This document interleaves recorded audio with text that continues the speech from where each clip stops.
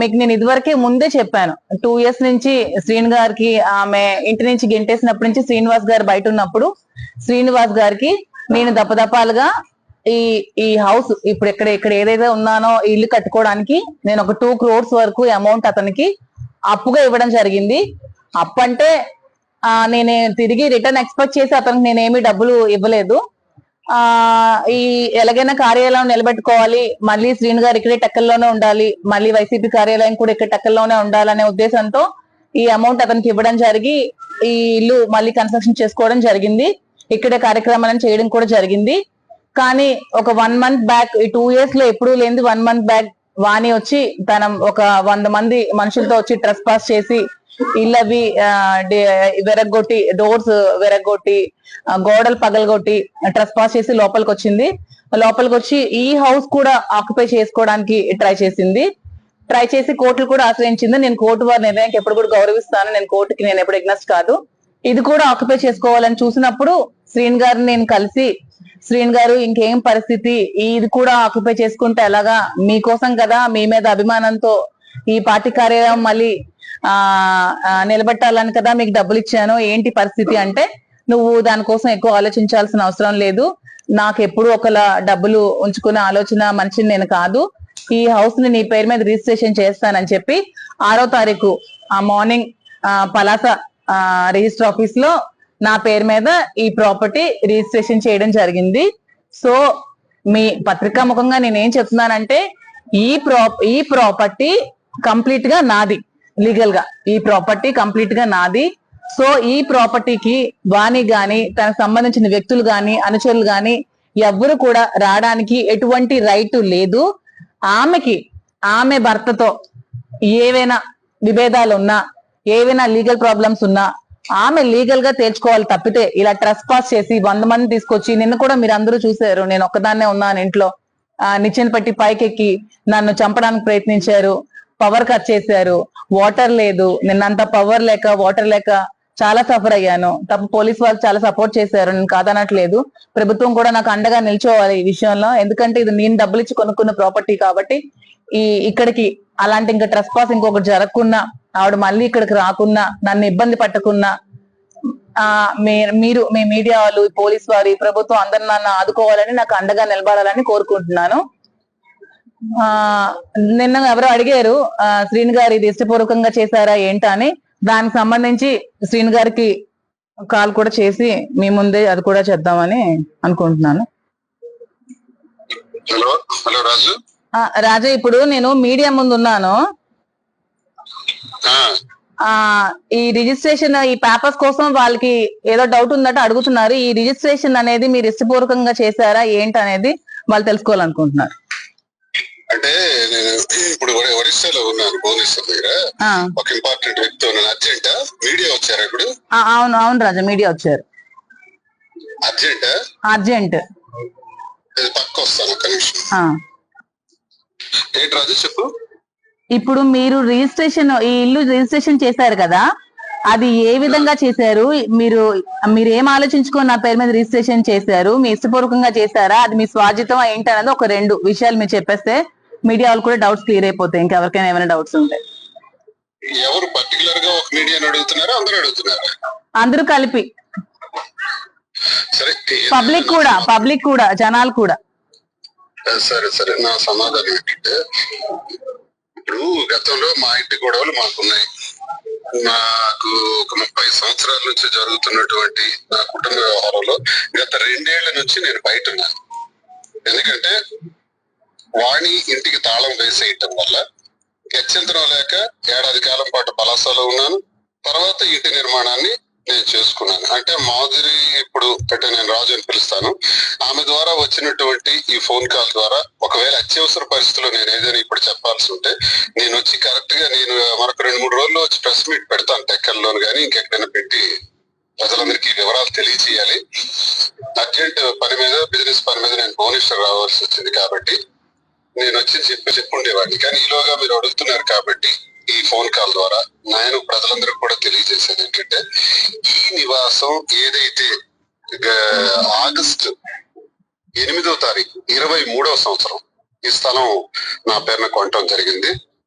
ఇది నా స్వార్జితం.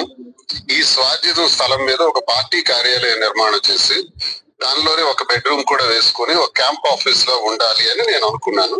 అలా ఏర్పాటు చేసినటువంటి ఈ నివాసంలో మరి గత నెల రోజులుగా జరుగుతున్నటువంటి గొడవల్లో మా ఇంటి గొడవలకు సంబంధించి వాణి రావటం, నేటి ఇదే రోజు కరెక్ట్ గా 8వ తారీఖున ఆవిడ రావటం, వచ్చి నిన్నటి వరకు కూడా చాలా గలాట చేయటం, ఆస్తుల గురించి పోరాటం, టెక్కల్లో నువ్వు ఉండకూడదు బయటికి పోవాలి అనటం, మరి అలాగే ఎమ్మెల్సీగా నిన్ను టెర్మినేట్ చేయాలని పార్టీకి డిమాండ్ చేయటం, సస్పెండ్ చేయాలని చెప్పటం, ప్రజలందరి ముందు నన్ను అవమానపరచడం, చాలా నీచంగా నన్ను క్యారెక్టర్ అసాసినేషన్ చేసి ఒక భార్యగా ప్రవర్తించకూడని రీతిలో ప్రవర్తించడం వల్ల నేను మనస్తాపానికి గురవుతూ ఈ మధ్య అంతా కూడా టెక్కల్లోనే అదే నివాసంలో మరి మొన్న 5వ తారీఖు సాయంత్రం వరకు ఇంచుమించు 6వ తారీఖు రాత్రి 5వ తారీఖు రాత్రి వరకు కూడా 5వ తారీఖు రాత్రి వరకు కూడా అదే గృహంలో ఉన్నాను.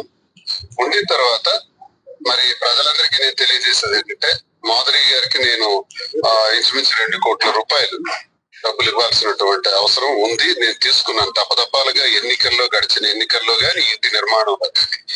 తదుపరి ఇటీవల కాలంలో కూడా నాకు వ్యాపారాలన్నీ బంద్ అయిపోవటం వల్ల, ఆర్థిక ఇబ్బందులు ఉండటం వల్ల మరో 50 లక్షల రూపాయల వరకు కూడా తను నాకు చేయూతని సహకరించడం జరిగింది. ఈ పరిస్థితుల్లో మరి న్యాయస్థానాలను ఆశ్రయించడం కూడా జరిగింది. వాణి ఆశ్రయించింది, నేను కూడా ఆశ్రయించాను. ఒకవైపు మా డివర్స్ పిటిషన్స్ పడ్డాయి, మా కుటుంబంలో జరగాల్సిన గొడవలు జరుగుతున్నాయి. ఈ జరుగుతున్న దానిలో భాగంగా ఈ 2.5 కోట్ల సమస్య ఇప్పుడు నా ముందుకు రావటం జరిగింది. మరి ఈ 2.5 కోట్లు ఒకవేళ వాణికి నివాసం వెళ్ళిపోతే మరి 2.5 కోట్లు నేను ఎలా తెచ్చగలను? నాకు ఇప్పుడు చెట్టు కింద ఉండాల్సిన పరిస్థితి ఉంది. ఆల్రెడీ వాణి ఈ రకంగా కూడా నన్ను బయట పెట్టేసే పరిస్థితి చేసింది. చేసిన పరిస్థితిలో నాకు గత్యంతరం లేక, వేరే పరిస్థితి లేక 2.5 కోట్లు అప్పు తీసుకునే పరిస్థితి నాకు ఇప్పుడు లేదు. అలాగే పార్వతీశం గారికి, చింతాడు పార్వతీశం గారికి అన్నయ్య నేను పిలుస్తాను. చాలా గౌరవప్రదమైన వ్యక్తి, మంచి వ్యక్తి, మహానుభావుడు. ఆయనకి కూడా నేను 60 లక్షల రూపాయలు ఇవ్వాలి. ఆయన కూడా రిజిస్ట్రేషన్ నా పేరున ఇంకా డబ్బులు బాకీ ఉన్నప్పుడు చేశాడు. ఇప్పుడు ఆయనకి 60 లక్షలు, మరి మాధురి గారికి ఇవ్వాల్సినటువంటి 2,50,00,000. ఇవన్నీ నేను ఇప్పుడు ఎక్కడ అరేంజ్ చేయగలను? నా వ్యాపారాలన్నీ ఈ ప్రభుత్వం వచ్చిన తర్వాత మొత్తం పోయినాయి. ఇప్పుడు ఐఎమ్ ఆన్ ది రోడ్.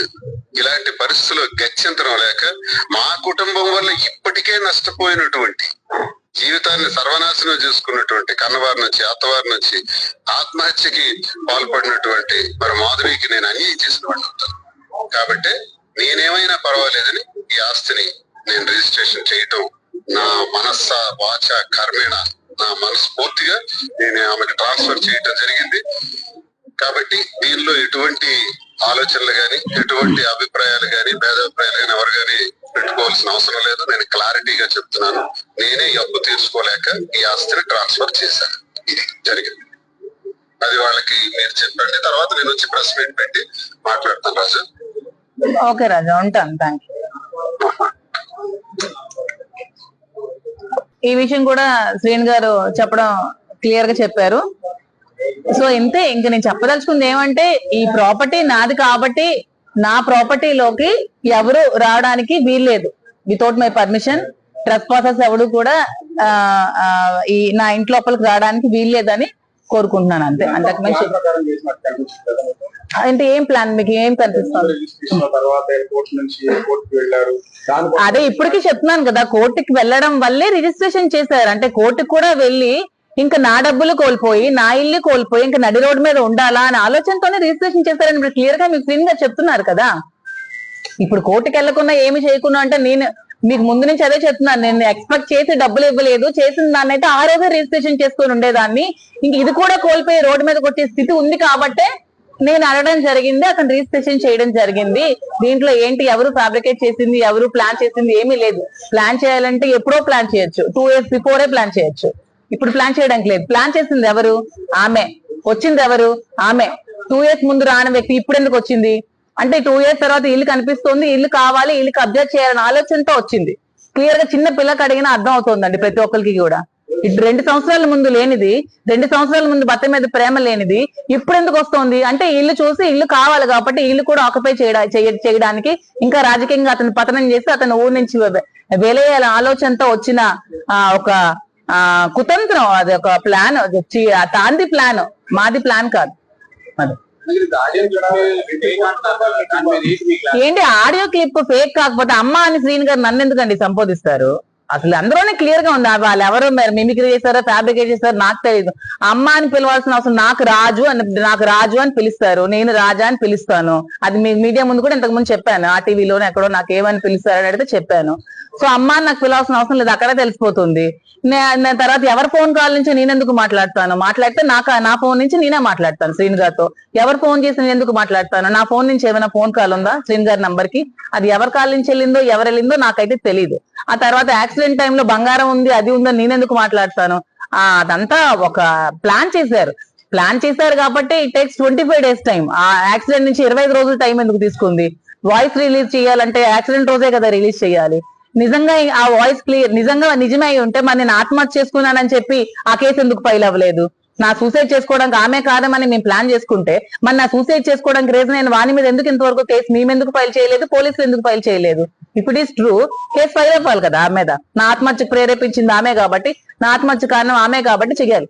ఆమె అది ప్లాన్ చేసి ఆ ఆడియో రెడీ చేసుకుంది అంటే అది కూడా ఒక బాగుంటుంది కదా, ఈ టైంలో రిలీజ్ చేస్తే ఆవిడకి సింపతి మాకు ఎగ్నెస్ట్ గా ఉంటుందని ప్లాన్ చేసిన అది ఒక ఫ్యాబ్రికేటెడ్ వాయిస్ అండి. క్లియర్ గా ఉంది, ఎవరైనా అర్థం అవుతుంది. అసలు నా వాయిస్ లో పప్పు ఉంటది, ఎనర్జీ ఉంటది, జోష్ ఉంటది. ఆ వాయిస్ లో శ్రీని గారు ఎప్పుడైనా అలా మాట్లాడారు మీరు ఎక్కడైనా చూసారా? చేసిన వాళ్ళు కూడా సరిగ్గా చేయలేకపోయారు. బెటర్ లక్ నెక్స్ట్ టైం ఎవరు చేస్తారో వాళ్ళని కొంచెం బాగా ట్రై చేయమని చెప్పారు. నిన్న మీకు చెప్తారు వాణి గారు శ్రీనివాస్ గారిని పెళ్లి చేసుకోవడానికి నేను చెప్పాను. అవును, వాళ్ళిద్దరు విడిపోవడానికి చాలా రీజన్ చాలా ఉన్నాయి, కానీ మీరు మీ భర్తతో విడిపోవడానికి ఏదైనా రీజన్ ఉందా? నా భర్తతో విడిపోవడానికి రీజన్ అంటే మాకు కొన్ని ప్రాబ్లమ్స్ ఉన్నాయి, మా ఇద్దరి మధ్యలో కొన్ని రీజన్స్ కొన్ని ప్రాబ్లమ్స్ ఉన్నాయి. ఉండడం వల్లే మేము కొద్ది రోజులుగా దూరంగా ఉండడం జరిగింది. ఆ ప్రాబ్లమ్స్ ఏవనేవి మా వైఫ్ అండ్ హస్బెండ్ అండర్స్టాండింగ్ మధ్యలో ఉంటారు. మేము మ్యూచువల్ కన్సర్న్ లో విడిపోతాము. విడిపోయి నేను శ్రీను గారు ప్రెసెంట్ లివింగ్ టుగెదర్ లోనే ఉన్నాము, కలిసే ఉంటాము. ఇంకా ఇంకో క్వశ్చన్ ఏంటంటే శ్రీను గారు ఎమ్మెల్సీ కార్యాలయం ఇదే కంటిన్యూ చేస్తాం. నేను అతనికి ఇది రెంట్ కి ఇవ్వడం జరుగుతుంది వైసీపీ కార్యాలయానికి. అతని కార్యక్రమాలన్నీ యథావిధిగా ఇక్కడే కంటిన్యూ చేస్తారు. ఇక్కడే కార్యక్రమాలన్నీ పార్టీ కార్యక్రమాలన్నీ ఇక్కడే జరుగుతాయి. అతనికి నేను ఈ బిల్డింగ్ లీజ్ కి ఇవ్వడం జరుగుతుంది, గ్రౌండ్ ఫ్లోర్ లీజ్ కి ఇస్తాను. సో అతని కార్యక్రమాలన్నీ కింద యథావిధంగా ఇక్కడే జరుగుతాయి. కార్యకర్తలు అందరూ ఇక్కడికే వస్తారు. యాజ్ యూజువల్ గా ప్రోగ్రామ్స్ అన్ని ఇక్కడే జరుగుతాయి.